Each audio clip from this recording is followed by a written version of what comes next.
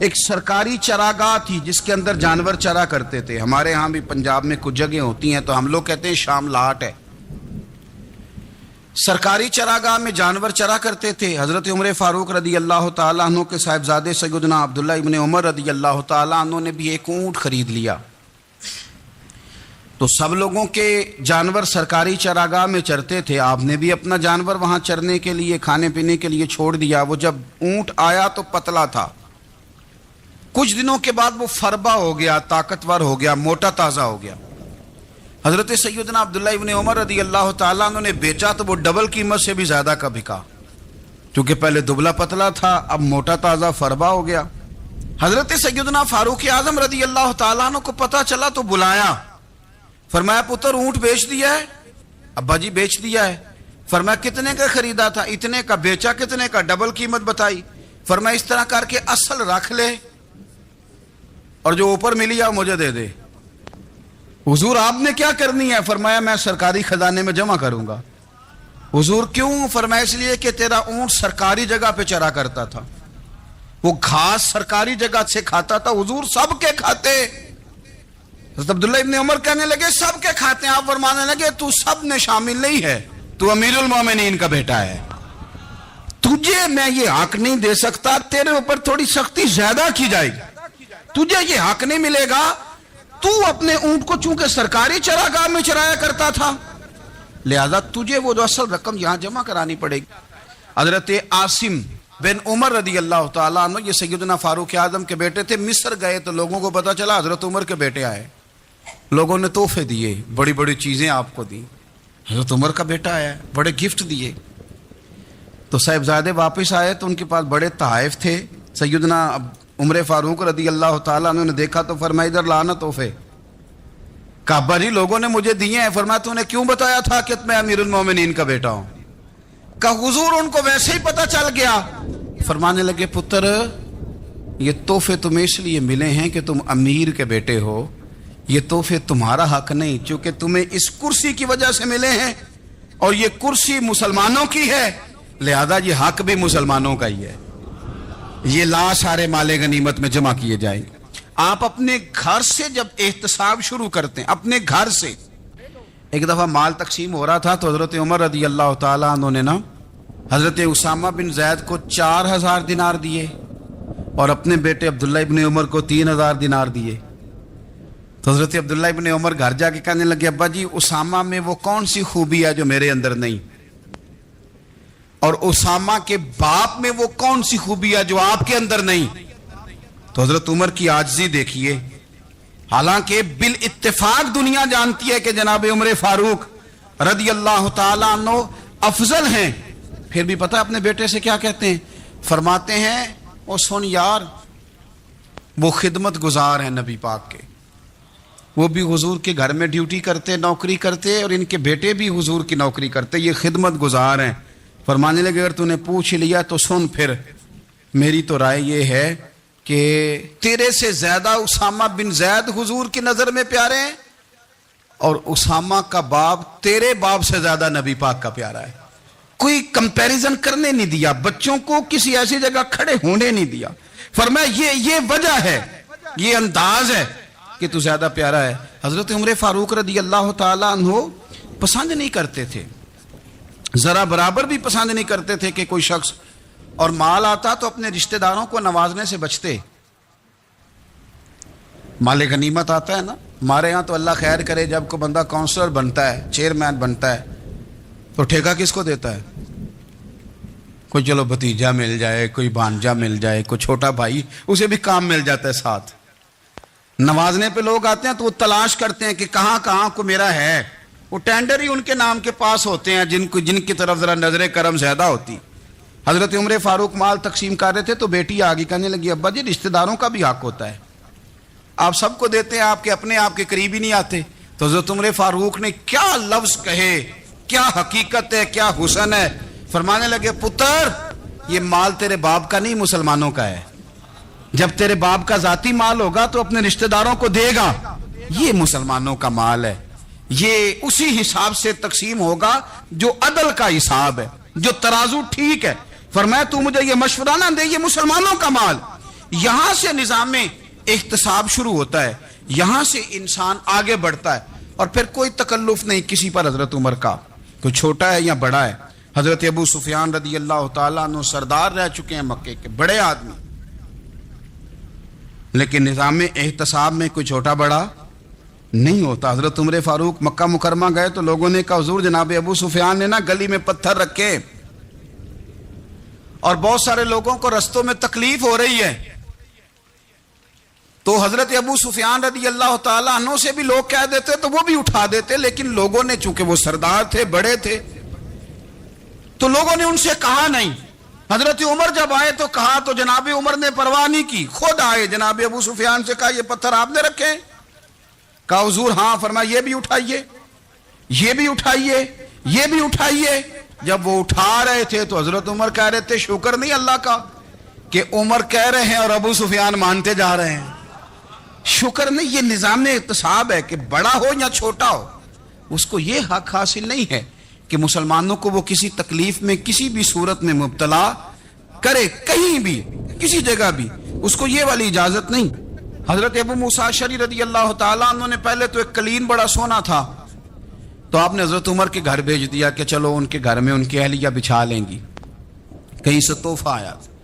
پھر وہ جس کمرے میں مال غنیمت اور خزانہ رکھا جاتا تھا اس کی صفائی کر رہے تھے تو ایک دینار مل گیا, تو وہ دینار بچے سارے جا رہے تھے تو ان میں سے حضرت عمر کے ایک بیٹے کو چھوٹے کو بلایا اور بلا کے کہا پتر یہ دینار لے لو. حضرت عمر نے دیکھا کہ بیٹے کے ہاتھ میں دینار بھی ہے اور گھر میں قالین بھی ہے. ایک موقع پہ وہ قالین گیا, ایک موقع پر بچے کو ایک دینار دیا. تو حضرت عمر اپنی اہلیہ سے پوچھنے لگے یہ کہاں سے آیا قالین؟ کہا جناب ابو موسیٰ اشعری رضی اللہ تعالیٰ عنہ نے بھیجا ہے. بیٹے سے پوچھا دینار کہاں سے آیا؟ کہا مجھے انہوں نے ہی دیا ہے. آپ نے وہ دینار بھی لیا اور قالین بھی لیا اور اس کو لپیٹا اور جناب ابو موسیٰ اشعری کو بلایا اور اتنے سخت ناراض تھے, فرمانے لگے ابو موسیٰ اشعری سے کہنا میرے پاس پیدل آئے, گھوڑے پہ نہ آئے. اور جب آئے حضرت ابو موسیٰ اشعری تو جناب عمر اتنے ناراض ہوئے کہ وہ قالین لپیٹ کے تو ان کے سر پہ مار دیا. فرمانے لگے پکڑو اپنا دینار, تمہیں پورے مدینے میں میرے بیٹے کے علاوہ کوئی اور نہیں ملے تھا جسے تم خراب کر سکو, میرا پتر ہی ملا تھا بگاڑنے کی, کس نے اجازت دی تم میرے بیٹے کو دینار دو, کیوں لائے تم میرے گھر میں قالین؟ حضرت عمر فاروق رضی اللہ تعالیٰ عنہ فرمانے لگے میں زمین پہ سونے کا عادی ہوں, زمین چٹیل بھی ہو تو رب کا بندہ بن کے سوتا ہوں تو اللہ مجھے آرام اور سکون کی نیند عطا فرما دیتا ہے, مجھے تمہارے مخملوں کی اور قالینوں کی ضرورت نہیں ہے. احتساب یہاں سے شروع ہوتا ہے بھائی. سیدنا فاروق اعظم رضی اللہ تعالیٰ عنہ نے اس نظام احتساب کو اپنے گھر سے شروع فرمایا. حضرت عمر فاروق رضی اللہ تعالیٰ عنہ اپنے بچوں سے فرمایا کرتے تھے کہ جب میں حکم لوگوں کو کروں گا نا, اپنی رعایا کو, مسلمانوں کو میں کوئی حکم دوں گا تو تمہیں پہلے اس پر عمل کرنا پڑے گا. آپ فرمایا کرتے تھے یاد رکھنا لوگ تمہیں اس طرح دیکھیں گے, لوگ اس طرح تمہیں دیکھیں گے جس طرح گوشت کھانے والا پرندہ گوشت کو دیکھا کرتا ہے. چیل گوشت کھاتی ہے تو کیا کبھی اس کو پیغام بھیجنا پڑا ہے کہ تو آجا یہاں گائے مر گئی ہے, بھینس مر گئی ہے؟ خود بخود اس کی نظر ہوتی ہے, وہ پہنچ جاتی ہے. جناب عمر فرمانے لگے میرے گھر والوں, میرے بیٹوں, میری بیٹیوں, میری اہلیہ, لوگ تمہیں اس طرح دیکھیں گے جس طرح گوشت کھانے والے پرندے دیکھتے ہیں, لہذا میں جب کسی کو عمل کروں تو پہلے تمہیں اس پر عمل کرنا پڑے گا جب میں کسی کو حکم دوں. آپ فرمانے لگے یاد رکھنا اگر تم نے میرا حکم نہ مانا تو غیروں نے حکم نہ مانا تو انہیں ایک سزا ملے گی, اور اگر میرے گھر والوں نے نہ مانا تو ڈبل سزا ملے گی, تم پر ڈبل سختی کی جائے گی کہ تم نے میری بات کیوں نہیں مانی. یہ نظام احتساب ہے. ہم نہ دوسروں کے بچوں کا گلا کاٹ کے اپنے بچوں کی خوشیاں لینا چاہتے ہیں, ہم چاہتے ہیں کہ دوسروں کے بچوں کے حصوں کا مال میرے گھر میں آ جائے. آ جاتا ہے, کچھ لوگوں کی سیاست چل جاتی ہے, کچھ لوگوں کا فریب اور فراڈ کام کر جاتا ہے. حضرت عمر فاروق کی تعریف کی ایک بندے نے, کمال تعریف کی. وہ اس کا خیال تھا کہ رزلٹ بڑا شاندار آئے گا, بادشاہ کی تعریف ہوتی تھی تو پھر تھیلی جاتی تھی اشرفیوں کی, کمال رزلٹ آئے گا. تو حضرت عمر جب وہ پوری کر چکا نا بات تو فرمانے لگے تو خود بھی ہلاک ہوا اور مجھے بھی ہلاک ہی کر دیا ہے، خود بھی تباہ ہوا ہے مجھے بھی تباہ کر دیا۔ کس طرح کی باتیں کر رہا ہے؟ ایک بندہ اور آیا اور اس نے آ کے کہا کہ پوری امت میں سب سے افضل ہے فاروق اعظم آپ ہی ہیں۔ تو حضرت عمر فاروق فرمانے لگے تجھے تیری ماں روئے، ابو بکر تجھ سے بھی افضل تھے، تیرے باپ سے بھی افضل تھے، اور صدیق اکبر مجھ سے بھی افضل ہے اور میرے باپ سے بھی افضل ہے۔ یہ تو کس طرح کی بات کر رہا ہے؟ یہاں ہر شے ہضم نہیں ہو جاتی، فوری طور پہ لوگ ڈکار بھی پورا نہیں لیتے۔ قرآن مجید نے کہا فَلَا تُزَكُّوا أَنفُسَكُمْ هُوَ أَعْلَمُ بِمَنِ اتَّقَىٰ، اپنے منہ سے نہ کہو میں پاک صاف ہوں، اللہ زیادہ بہتر جانتا ہے کہ تم میں سے پرہیزگار کون ہے۔ حضرت عمر رضی اللہ تعالیٰ عنہ پسند نہیں کرتے تھے۔ ایک آدمی نہ چلتا تھا وہاں تو بڑا متکبرانہ چال کے ساتھ چلتا، حضرت عمر نے دیکھا، یہاں تک احتساب فرماتے تھے، زمین پہ زور زور سے پیر پٹکتا، چال بڑی اس کی متکبرانہ، لوگ بڑے پریشان ہوتے۔ حضرت عمر نے ایک دن سمجھایا، باز نہیں آیا، اگلے دن پہ درہ نکال لیا، لگائے 4 درے، فرمایا آج کے بعد نہ چلنا اس طرح مدینے میں پیر پٹک پٹک کے۔ اس وقت تو اسے غصہ لگا، لیکن کچھ دیر کے بعد نہ جب غصہ اترا تو حضرت عمر کے پاس آیا، کہنے لگا حضور اللہ آپ کا بھلا کرے، آپ نے درے نہیں مارے، آپ نے تو شیطان بھگا دیا جو میرے ساتھ چمٹا ہوا تھا، چمٹا ہوا شیطان آپ نے مجھ سے بھگا دیا ہے۔ یاد رکھیں مسند امام احمد بن حنبل میں حدیث ہے، اللہ کے پیارے رسول صلی اللہ علیہ وسلم فرماتے ہیں جو دنیا میں متکبرانہ چال کے ساتھ چلتا ہے نا، قیامت کے دن وہ اللہ سے اس حال میں ملے گا کہ رب اس سے ناراض ہوگا۔ متکبرانہ چال سے نہیں چلیں گے۔ تو حضرت فاروق اعظم رضی اللہ تعالیٰ عنہ کا یہ طریقہ تھا کہ آپ خیال کرتے، اور پتہ کس طرح کا آپ کا مزاج تھا، فرماتے تھے تقسیم کرو، دوسروں کا بھی خیال رکھو۔ حضرت عمر کے ایک صاحبزادے نے کنگھی کر لی، اچھا لباس پہن لیا تو درہ مارا جناب عمر نے، تو آپ کی بیٹی کہنے لگی ابا یہ تو بالکل جائز ہے، اچھے کپڑے پہننا، اچھا لباس پہننا اور سر میں کنگھی کر لینا، اس پر درہ کیوں مار دیا؟ تو آپ فرمانے لگے بیٹا یہ خود پسندی میں مبتلا ہونے لگا تھا، یہ اپنے آپ کو بہت بھلا سمجھنے لگا تھا، اس کا خیال تھا کہ میں یوں میرے علاوہ کوئی نہیں، یہ اس مقام پہ جا رہا تھا جہاں اس کی تربیت رک جاتی، اس لیے درہ مارا ہے۔ ایک دفعہ حکومتی معاملات کے اندر آپ کی اہلیہ نے مشورہ دینا چاہا، بڑے کام بیویاں نہیں کرتی، بڑے بڑے معاملات میں مداخلت نہیں کرتی۔ ہمارے بر صغیر میں وہ بادشاہ نہیں گزرا کہ جو فیصلہ کرتا تھا تو کرسی پہ بیٹھ جاتا تھا اور پردے کے پیچھے اس کی بیوی بیٹھ جاتی تھی، اور جب وہ فیصلہ سنانے لگتا تو یوں گردن پیچھے کرتا اور اہلیہ جو کہتی وہ فیصلہ سنا دیتا۔ لیکن ایک دفعہ خاتون نے ایک آدمی کو حضرت عمر نے معزول کیا تو آپ کی اہلیہ نے، اس آدمی کی اہلیہ حضرت عمر کی اہلیہ سے ملی ہوں گی، تو خاتون نے ذرا سفارش کرنی چاہی، تو جناب عمر فاروق رضی اللہ تعالیٰ عنہ کے ہاتھ میں عصا تھا، ڈنڈا تھا، 2-3 دفعہ زمین پہ مارا، فرمایا تمہیں کس نے اجازت دی ہے حکومتی معاملات میں مشورہ دینے کی؟ یہ مشورہ مولا علی دیں گے یا عثمان غنی دیں گے؟ آپ کو کس نے اجازت دی؟ وہ حکومتی معاملات، وہ مسلمانوں کا اجتماعی معاملہ، وہ مسلمان دیکھیں گے، آپ کو اس میں آنے کی اجازت نہیں ہے۔ جو آپ کی ذمہ داریاں ہیں، آپ کے حقوق ہیں، ان پر آپ بات کریں۔ حضرت عمر فاروق رضی اللہ تعالیٰ عنہ خادم سے کہنے لگے بوڑھی سے پوچھو، تو پوچھا اماں السلام علیکم، وعلیکم السلام، اماں کیا بات ہے؟ تو اماں کہنے لگی جاؤ دوڑو، تمہیں کیوں بتاؤں، دیہات کی سیدھی سادی بی بی، جاؤ بھاگ جاؤ۔ کہا نہیں اماں مہربانی کرو، اندر تو آنے دو۔ بڑی منت کے بعد اماں مانی۔ عمر فاروق عام آدمی نہیں جس سے دنیا کامتی ہے۔ حضرت عمر اندر گئے، اماں کیوں پریشان ہو؟ تو اماں کہنے لگی تمہیں کیوں بتاؤں، میرا اپنا دکھ ہے، چل اماں بتا دے، تیری مہربانی۔ تو اماں کہنے لگی میں ایک بیوہ ہوں، بے اولاد ہوں، کوئی میرا سہارا نہیں، مجھے عمر فاروق سے بڑی شکایت ہے، میرے اوپر 25 دینار کا قرضہ چڑھ گیا ہے اور 3 دن ہو گئے میں نے روٹی نہیں کھائی، اور عمر نے میری خبر نہیں لی۔ حضرت عمر کو پتہ چل گیا اللہ وارث ہے، اس کا کوئی 2, 4, 10 ہزار ووٹ کوئی نہیں، ایک کو میکے سے 6 مربے نہیں لے کے آئی، ایک اکیلی تنے تنہا۔ اور بھائی جب اللہ کا خوف ہوتا ہے تو پھر انسان ان غریبوں کو بھی مناتا ہے، پھر ریڑھی والے کی بھی اہمیت بڑھ جاتی ہے۔ پھر رکشے والے کی قدر بھی بڑھ جاتی. حضرت عمر فاروق رضی اللہ تعالیٰ عنہ کہنے لگے اماں عمر سے شکوہ ہے؟ کہاں؟ جناب عمر کہتے ہیں میں نے ایک جملہ کہا تو اماں نے تو مجھے لاجواب کر دیا. میں نے کہا اماں عمر کو کیا پتا کہ تو بھوکی ہے اور مقروض ہے، اسے کیا خبر؟ تو اماں کہنے لگی کیا کہا تم نے؟ عمر کو خبر نہیں، اسے پتا نہیں؟ تو عمر سے کہو نا چھوڑ دے حکومت، اس کے حوالے کرے جو خبر رکھ سکتا ہے. کیوں بیٹھا ہے پھر؟ ہمارے حکمران کہتے ہیں ابھی میں صدمے میں ہوں، نکلوں گا تو بات کروں گا. نہ ادھر ادھر کی تو بات کر، یہ بتا کہ قافلہ کیوں لٹا؟ مجھے رہزنوں سے غرض نہیں، تیری رہبری کا سوال ہے. ہاں تجھے جواب دینا پڑے گا. حضرت سیدنا عمر فاروق رضی اللہ تعالیٰ عنہ سے اماں کہنے لگی نہیں خبر رکھ سکتا تو حکومت کیوں کرتا ہے، چھوڑتا کیوں نہیں؟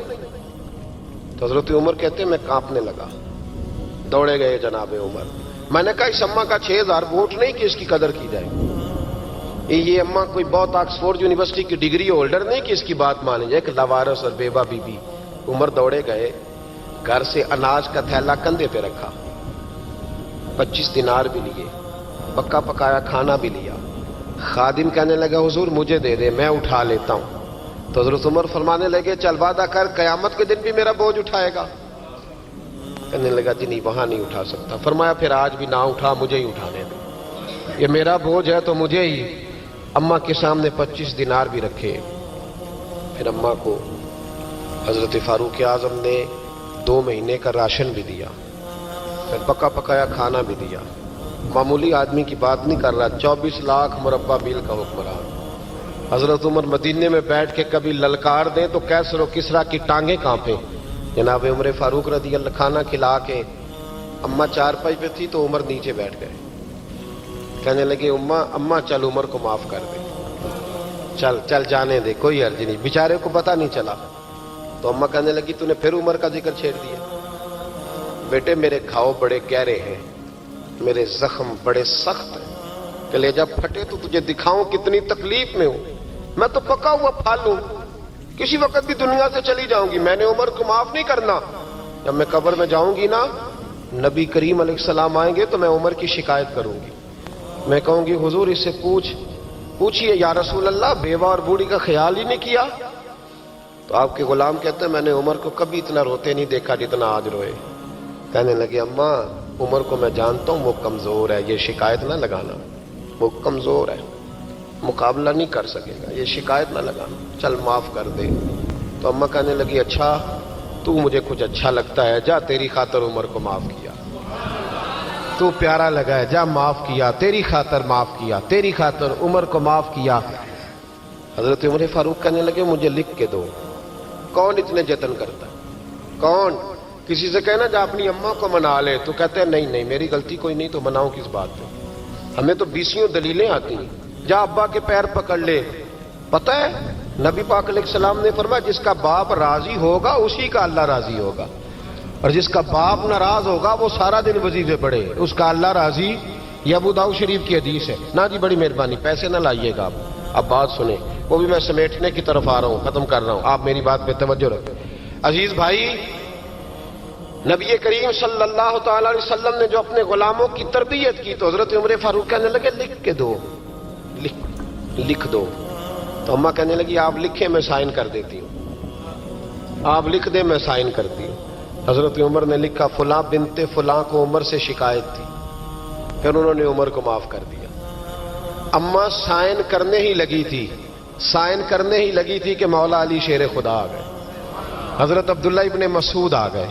اوہو عمر یہاں بیٹھے ہوئے ہو، میں سارے مدینے میں تلاش کر رہا تھا، یہاں بیٹھے ہو، وہ کچھ لوگ ملنے آئے، نکلو.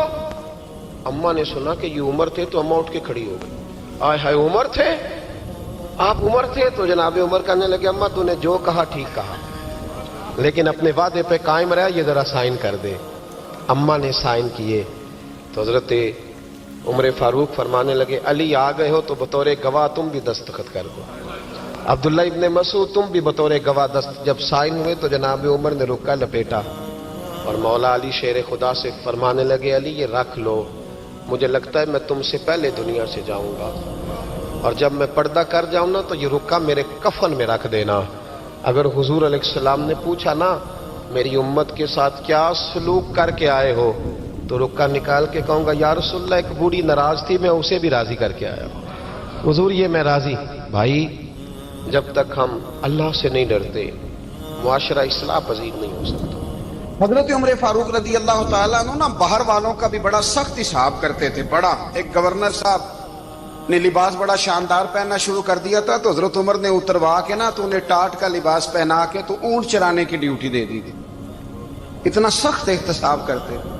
کسائی کی دکان پر بھی 1-2 گھنٹے کھڑے ہوتے تھے۔ جو آدمی مسلسل 2 دن گوشت خریدتا تھا نا، فرماتے تھے اس کا ٹیکس بڑھا دو، لوگوں کو دال نہیں مل رہی اور یہ روز گوشت کھاتا ہے۔ حضرت فاروق اعظم، اس کو جزیہ کہا جاتا تھا، یا کچھ اور معاملات ہوتے تھے بڑھا دیتے تھے۔ مسلسل جو 2 دن آدمی گوشت کھاتا تھا، فرماتے تھے مدینے میں غربت ہے، اگر یہ والا نظام تم کرو گے تو غریب لوگ کس کی طرف دیکھیں گے۔ لیکن اس سے زیادہ بڑھ کر جو ان کی زندگی کا معیار اور سٹیٹس تھا وہ یہ تھا کہ اپنے گھر کا خاص خیال رکھتے، خاص توجہ کرتے۔ ملک شام سے اور ایران سے کچھ لوگ آپ کی خدمت میں آئے تو وہاں سے کچھ کنیزیں بھی آئیں، ان کے بادشاہ پیغام لے کے۔ شاہ ایران کی کنیز کو ملکہ نے کہا کہ نا حضرت عمر کی زوجہ کو دیکھ کے آنا ذرا کس طرح کی ہے۔ ہمارے ملک میں کیا کہتے ہیں؟ خاتون اول، جی خاتون، باقی سارے دووں میں خاتون اول، ذرا خاتون اول کو دیکھ کے آنا۔ تو وہ جب آئی نا گھر میں ملنے تو کہا کہ مجھے میری ملکہ نے کہا تھا کہ عمر کی زوجہ سے، اہلیہ سے ملاقات کر کے آنا۔ تو حضرت عمر کی اہلیہ نے نا ایک جوڑا کپڑوں کا دے دیا ملکہ کے لیے اور ایک خوشبو کی شیشی دے دی۔ اب جب وہ تحفے وہاں گئے تو اس ملکہ نے نا کچھ سونے کا سامان بھیجا، کچھ زیورات بھیجے، کچھ تحائف بھیجے۔ جب حضرت عمر کے گھر آئے نا، وہ خادم لے کے آیا، اس نے کہا جی آپ کی اہلیہ نے تحفے بھیجے تھے، تو جواب میں شاہ ایران کی بیوی نے، یہاں جس ملک کا وہ سفیر تھا، انہوں نے بھی یہ بھیجے۔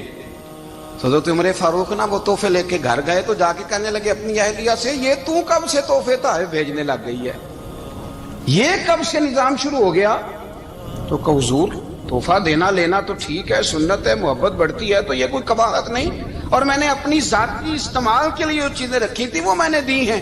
تو حضرت عمر فاروق رضی اللہ تعالیٰ عنہ فرمانے لگے ہم نے کسی ملک کے ساتھ اور اس کے بادشاہ کے ساتھ ذاتی تعلق نہیں بنانا، تعلق جو بھی بنے گا رسول اللہ کے دین کی برکت سے بنے گا، ذاتی رشتے نہیں ہم نے قائم کرنے۔ ذاتی آپ کے ملک کی جو ایئر لائن جس کا ہر سال خسارے کا ڈنڈورا پیٹا جاتا ہے نا، وہ ہمارے بادشاہ صاحب اور صدر صاحب اگر غیر ملکیوں کو گھوڑا کبھی بھیجنا ہو نا، گھوڑا، تو پورا ایک جہاز گھوڑا لے کے تحفے میں جاتا ہے، پورا جہاز غریب قوم کا یہ سرمایہ، اور قوم بڑی بادشاہ ہے، لائنوں میں لا کے ووٹ دیتی ہے۔ 2 کام ہمیشہ لائن میں لگ کے کرنے، ایک بل لائن میں لگ کے جمع کرانا ہے اور ایک ووٹ لائن میں لگ کے، تاکہ پھر پورے 5 سال لائن میں ہی لگے رہیں۔ مرضی سے آپ ووٹ دینا، پر جو بات درست ہے اس کو سنو۔ حضرت عمر فاروق رضی اللہ تعالیٰ عنہ نے اپنی اہلیہ سے پوچھا کتنے کا تھا وہ تیرا جوڑا اور خوشبو کی شیشی؟ انہوں نے کہا 3 دینار کی۔ فرمایا یہ 3 دینار تیرے، اور باقی جو تحفے آئے ہیں وہ تو خود کہہ، چونکہ اس نے تیرے نام بھیجے ہیں، تو کہہ کہ میں مال غنیمت میں دیتی ہوں، تو کہہ میں مسلمانوں کو کہہ۔ تو زوجہ ہنس پڑی، کہنے لگی میں نہ بھی کہوں تو مجھے کہنا تو پڑے گا ہی، کہنا تو میں نے ہے ہی، کیونکہ سامنے عمر فاروق ہیں، لہذا فرمایا کہہ دیتی ہوں میں نے دیا خزانے کو۔ حضرت عمر نے جمع کرا لیا۔ میں یہ کیا بات ہوئی؟ میرے گھر والے جو مرضی کریں، ان کا معیار زندگی جس طرح کا مرضی ہو۔ اور حضرت عمر ایک جملہ کہا کرتے تھے، اللہ کرے کہ یہ باتیں اس دور حاضر میں ہماری سمجھ میں آئیں۔ حضرت عمر فاروق رضی اللہ تعالیٰ عنہ اپنے بچوں کو فرمایا کرتے تھے کہ بہت آدمی کو بھوک لگی ہو نا، اور پھر اس کی پسند کا کھانا پکا ہو، تو اتنے شوق سے وہ اس کھانے کو دیکھتا ہے نا، فرمایا اس طرح پوری قوم اپنے بادشاہوں کے خاندان کو دیکھتی ہے، اس تیزی کے ساتھ دیکھتے ہیں کہ ان کے گھر میں کیا ہو رہا ہے، ان کا معیار زندگی کیا ہے، ان کا سٹیٹس کیا ہے۔ سیدنا فاروق اعظم رضی اللہ تعالی عنہ نے اپنے گھر کے اندر اپنے بچوں، آپ کے بچے دونوں کاروبار کے لیے مصر گئے، تو وہاں کے گورنر صاحب نے لوگوں سے، ایک بہت بڑا قافلہ گیا مدینے سے مصر تجارت کے لیے، जाते हैं ना आज भी काफिले कई मुल्कों में, तो ये गए तिजारत के लिए, तो हजरत अब्दुल्ला इब्ने उमर, हजरत उबैदुल्लाह इब्ने उमर, हजरत उमर के दोनों बेटे गए। जनाब उमर फारूक के बच्चे जब वहां पहुंचे तो मिस्र के गवर्नर ने ना लोगों को तारुफ कराया कि ये उमर फारूक के बेटे हैं। ये हजरत ये चौधरी के बेटे को कौन बताता है कि तू चौधरी का बेटा है? बाहर वाले बताते हैं, घर वाले जी। और सेठ साहब के बेटे को कौन बताता है कि तू सेठ साहब का बेटा है? और मालिक को कौन बताता है कि तू मालिक का बेटा है और ये किराएदार है? ये कौन बताता है?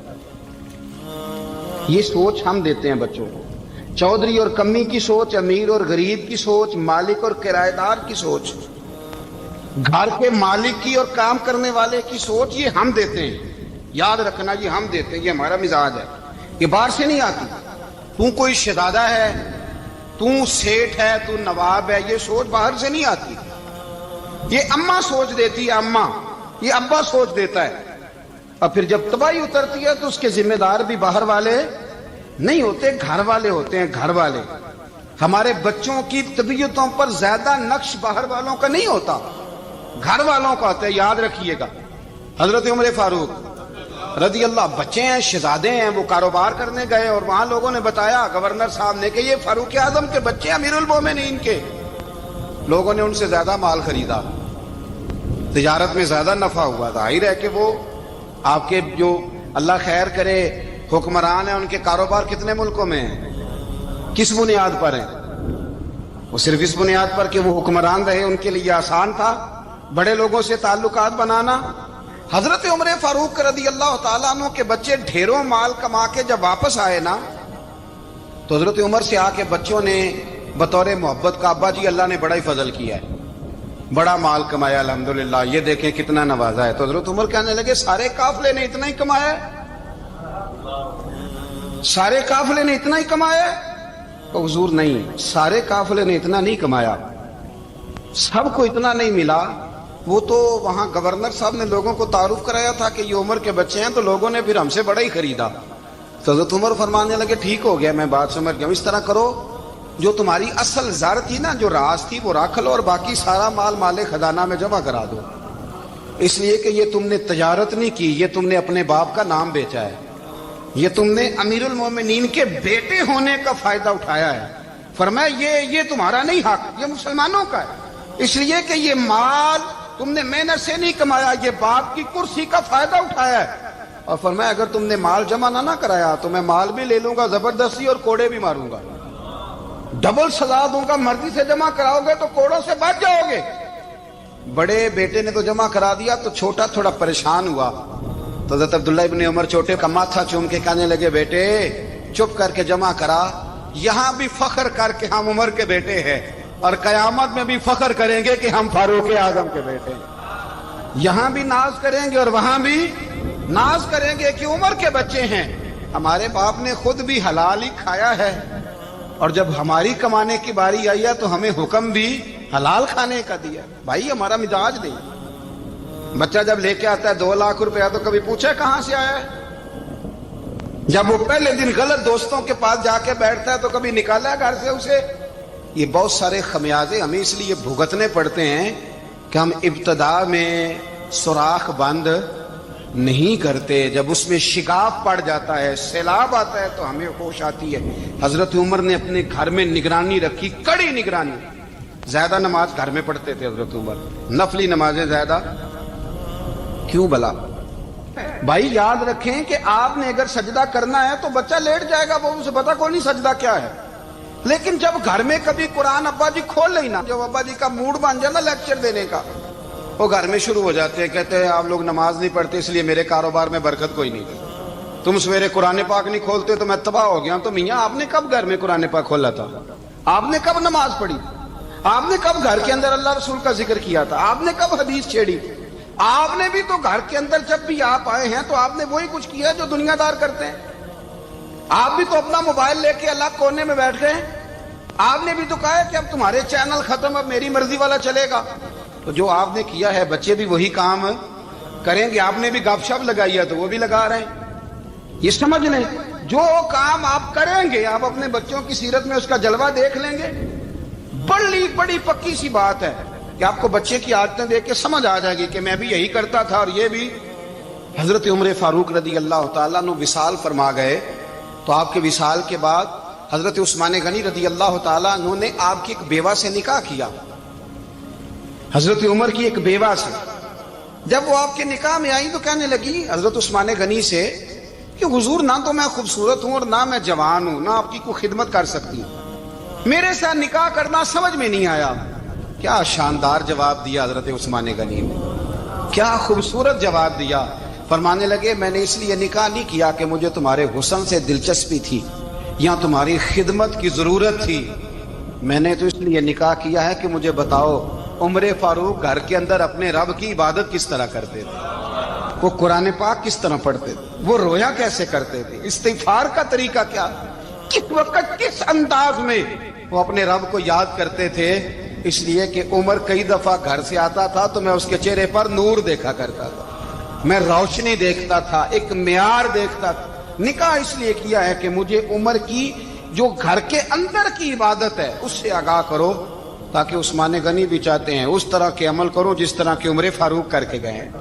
भाई, जब तक हम अपने घर में वो तवज्जो नहीं देंगे, वो मिजाज देखे ना, हमारे घरों में जब नक्शा पास होता है तो टीवी लान भी उसमें होता है, ड्राइंग रूम भी होता है, नमाज की जगह भी होती है नक्शे में।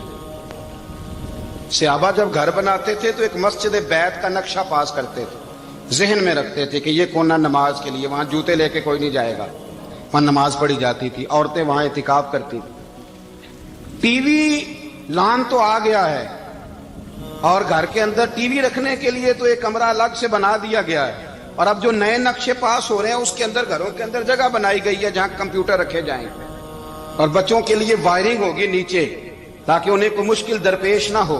ये सारी चीजें हमने नहाने के लिए घरों के अंदर इतने इतने बड़े वॉशरूम बनाए हैं कि लगता यह है कि सिवाय नहाने के और काम ही नहीं कोई घर में होगा। हर चीज आ गई, पर अल्लाह करे कोई तफसीर भी टेबल पे पड़ी नजर आए, कोई हदीस की किताब भी टेबल पे पड़ी नजर आए। अल्लाह करे कि जिस तरह अब्बा लतीफा सुन के आता है तो जब तक सुना ना ले उसे हजम नहीं होता, अल्लाह करे कि वो जुमे में बयान सुन के जाए तो उसका भी दिल करे मैं अपने बच्चों को सुनाऊं। वो नबी पाक की कोई हदीस कहीं से सुने तो घर जाके सुनाए। जब तक ये मियार नहीं बनता, आप कैसे तवक्को करते हैं कि घर के अंदर अल्लाह की रहमतें नाजिल होंगी? क्या आप ये कैसे तवक्को करते हैं कि घर के अंदर वो मियार और वो मिजाज बनेगा? हजरत उमर फारूक ने जाती जिंदगी पर जो तवज्जो दी, घर वालों के मियार पर जो तवज्जो दी हजरत उमर फारूक रजी अल्लाह ताला अन्हु ने, वो भी बड़ी दीदनी है। हजरत अबू मूसा अशअरी को ना आपने वजीर खजाना बनाया, वजीर खजाना। तो हजरत अबू मूसा अशअरी कहते हैं कि हजरत उमर को शह खजाने में रहने तो देते नहीं थे। तो एक दिन ना मैं सफाई कर रहा था उस कमरे की जिसमें खजाना रहता था। हमारे तो मुल्क में जो जाता है वो सफाई करके ही जाता है, अल्लाह खैर करे। और खैर मियार बदलता है, जो पिछली हुकूमत होती है वो कर्जा उठाती है, वो बाहर से जाती है तो कर्जा लेके आती, और जो नहीं आती है वो कहती है हमें पैकेज मिल गया है, वो कर्जा नहीं उठाते। उनको क्या मिलता है? ये पिछली ने कर्जा लिया था और हमने, वाह जी वाह क्या खूबसूरत अंदाज है, उसका नाम बदल के ना उन्होंने कर्जा लिया था और हमने, मैं कहा बड़े शानदार सियाने बंदे हो गई।